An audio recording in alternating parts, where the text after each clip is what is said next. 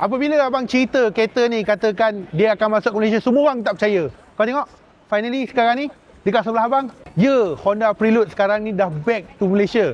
Walaupun dah hampir 20 tahun dia meninggalkan Malaysia, sekarang ni dia dah kembali dengan design yang more seksi. Aku tak tahulah, aku rasakan dalam banyak-banyak kereta dalam keluarga Honda, aku rasa ini yang paling seksi dan juga paling sporty lah. Especially kalau kau nampak dari segi depan dan juga bahagian belakang. Cuma yang ini dia colour hitam tau, so kau tak nampak sikit dia punya body shade. Tetapi kalau kau tengok yang warna putih ataupun warna merah, hoi, automatic kau akan mengalir air liur kau. Especially dekat bahagian belakang dia, memang nampak seksi. Dan untuk mana-mana, ini adalah Honda Prelude yang datang dengan satu pilihan enjin saja, iaitu 2.0 liter EHEV, iaitu digunakan enjin yang sama dekat Honda Civic yang ada sekarang ni, iaitu 203 horsepower. Dan yang ini kotak gear digunakan kotak gear ECVT 8 kelajuan. Tetapi yang interesting ialah, walaupun yang ini gunakan enjin hybrid, tapi jangan risau, yang ini dia ada mood S Plus, yang mana ini dia ada integrated kan macam like sound engine lah dengan pedal shift. So kiranya walaupun kau buat kereta hybrid, kau still boleh feel macam kau bawa sebuah kereta